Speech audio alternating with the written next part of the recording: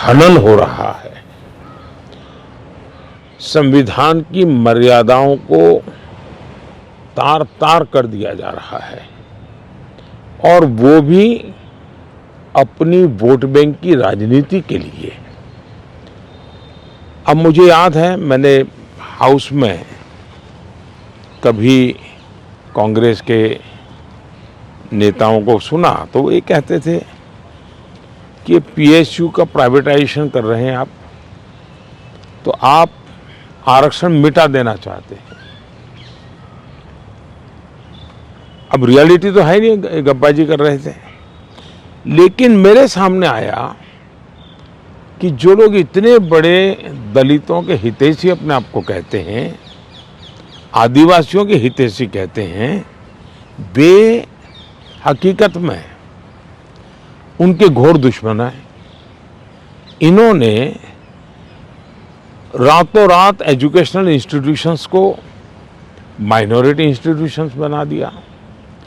Minority institution बना दिया तो उन्होंने आरक्षण उसमें खत्म कर दिया। अब उनके अधिकार क्षेत्र में नहीं था, वैसा एक नियम बदल दिया उन्होंने, और यूनिवर्सिटी तक को माइनॉरिटी स्टेटस दे दिया। अब दिल्ली में ही जामिया मिलिया जो यूनिवर्सिटी है, उसको उन्होंने माइनॉरिटी बना दिया, उसमें सारे आरक्षण खत्म हो गए।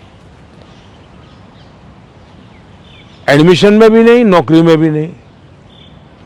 और बाद में तो चीजें उभर करके आई कि करीब करीब 10,000 ऐसे इंस्टीट्यूशंस हैं जिसको इस प्रकार से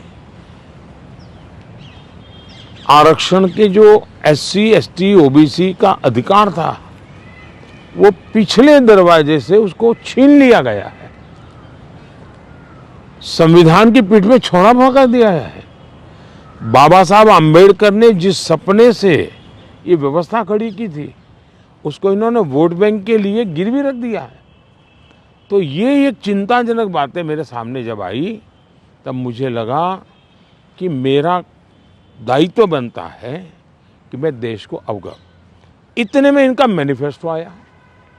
इस मैनिफेस्टो ने और चौंका दिया, और इसलिए मैंने पहला मैनिफेस्टो देखते ही मेरा पहला कमेंट था कि ये मैनिफेस्टो पर मुस्लिम लीग की छवि है। तो 2-3 दिन तो उनको लगा कि इसका जवाब देने की जरूरत नहीं है, ये अपने आप ही बात खत्म हो जाएगी। जब उन्होंने कोई जवाब नहीं दिया तो फिर मैं एक एक चीज खोलने लगा। जैसे इस देश में वो ये कहें कि हम खेलकूद में भी माइनॉरिटी के लिए कोटा फिक्स करेंगे। आज पंजाब के मेरे बच्चे जो खेल जगत के अंदर बहुत अच्छा कर रहे हैं, बंगाल के मेरे नौजवान फुटबॉल में बहुत अच्छा कर रहे हैं, उत्तर प्रदेश के हमारे नौजवान जो एथलीट्स में काफ़ी अच्छा कर रहे हैं, अब वो अपनी जवानी उसमें खपा देते हैं। 10-12 साल की उम्र से लेकर के 25 सोचने तक ये लोग इतना तप करते हैं जी, तपते हैं, शरीर को तपाते हैं। खिलाड़ी ऐसा नहीं बनता है जी। और सुबह रात को नींद नहीं आती, सुबह 4 बजे उठ करके चले जाते हैं। अब कहते हैं नहीं, ये माइनॉरिटी के लिए कोटा होगा, तो मेहनत करने वाला मेरा नौजवान जाएगा कहाँ जी, उनका क्या होगा। दूसरा उन्होंने कहा कि देश में अब जो टेंडर होंगे, उस टेंडर में भी वे माइनॉरिटी के लिए आरक्षण करेंगे। मतलब ये हुआ कि आज मान लीजिए कोई कहीं पर बहुत बड़ा महत्वपूर्ण ब्रिज बन रहा है, उस ब्रिज में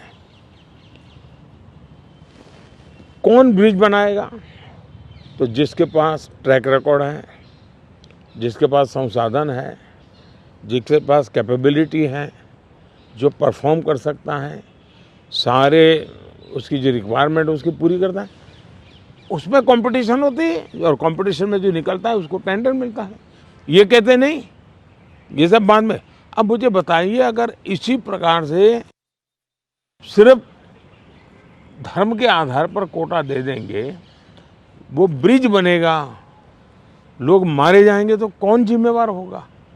क्या वोट बैंक के लिए आप आने वाली पीढ़ियों को भी तबाह करना चाहते हैं। तो ये ऐसे विषय थे जो कांग्रेस ने अपनी वोट बैंक की खातिर मैदान में उतारे। तब मेरा कर्तव्य बनता है कि मैं मेरे दलित भाइयों के अधिकार के लिए लड़ूं, मेरे आदिवासी भाई बहनों के अधिकार के लिए लड़ूं, मेरे ओबीसी पिछड़े भाई बहनों के अधिकार के लिए लड़ूं, और इसलिए मैं लड़ाई लड़ रहा हूं। तो ये जो परसेप्शन बनाया जा रहा है कि आप आए तो बिल्कुल आरक्षण ही ख़त्म कर देंगे, ये क्या इस पर क्या बोलेंगे आप? इन्होंने ये पाप कर दिया है, उसके खिलाफ मैं बोल रहा हूँ, इसलिए उनको झूठ बोलने के लिए ऐसी चीज़ें का उपयोग करना पड़ रहा है। अभी कोलकाता हाई कोर्ट का सर एक ऑर्डर आया है जिसमें 2010 के बाद जितने ओबीसी सर्टिफिकेट्स बन रहे हैं उसको खारिज कर दिया है। दीदी इनकी मोडस ऑपरेंडी है कि पहले इन्होंने कानून बना करके माइनॉरिटी को देने का पाप शुरू किया, पहले आंध्र में शुरू किया। सुप्रीम कोर्ट ने तक में वो हार गए, हाई कोर्ट ने उसको रिजेक्ट कर दिया क्योंकि संविधान अलाउ करता नहीं है। तो इन्होंने चालाकी करके पिछले दरवाजे से खेल शुरू किया, और पिछले दरवाजे से खेल शुरू करने के लिए इन लोगों ने रातों रात मुसलमान की सभी जातियों को ओबीसी बना दिया। सभी जातियों को ओबीसी बना करके जो ओबीसी का हक था वो रातों रात डाका डाल दिया, लूट लिया। और इसके खिलाफ चुनाव की सरगर्मी चल रही है। तब हम तो बोल ही रहे थे कि भाई ये हो रहा है, कर्नाटक में हुआ है, मैंने बताया था, हम बंगाल के लिए भी बोल चुके थे। लेकिन जब हाई कोर्ट का जजमेंट आ गया तब ये साफ हो गया कि इतना बड़ा धोखा हो रहा है। लेकिन इससे भी दुर्भाग्य की बात है कि इतना बड़ा वोट बैंक की राजनीति करने के लिए वे अब इनको भी गाली दे रहे हैं, जुडिशरी को गाली दे रहे हैं, न्यायपालिका को गाली दे रहे हैं, और वो यहाँ तक कह रहे हैं कि कुछ भी हो जाए हम कोर्ट की बात मानने वाले नहीं हैं।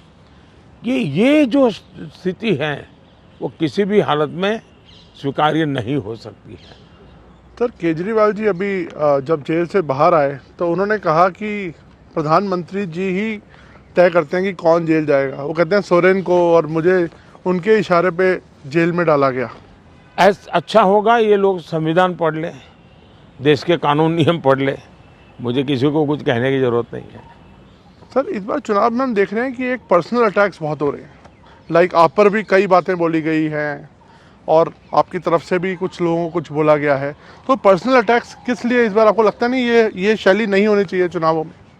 जहाँ तक मोदी का सवाल है, मैं तो पिछले 24 साल से गालियाँ खा करके गाली प्रूफ हो गया हूँ।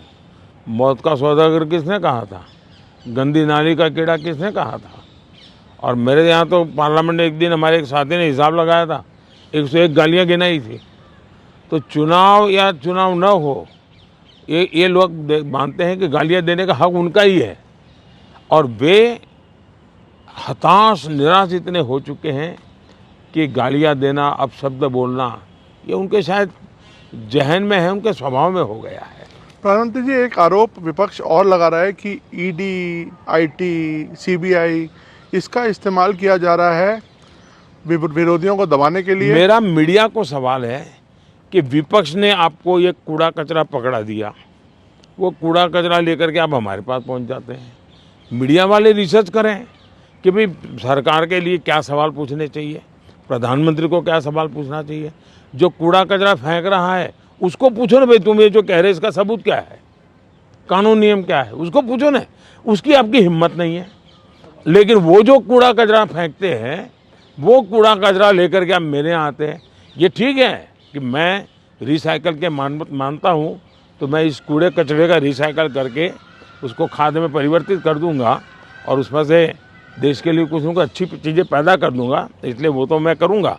लेकिन सरकार क्या करती है?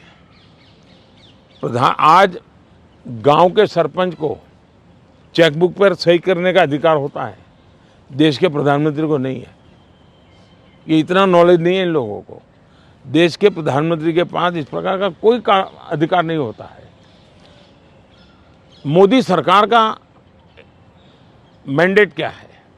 मोदी सरकार ने अपने अफसरों को कहा है कि कि मेरी सरकार करप्शन के विषय में जीरो टॉलरेंस।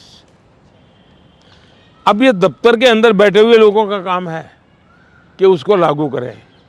और सचमुच में तो किसी ज़माने में 10 साल में मनमोहन सिंह जी की सरकार थी, 34 लाख रुपया पकड़े गए थे।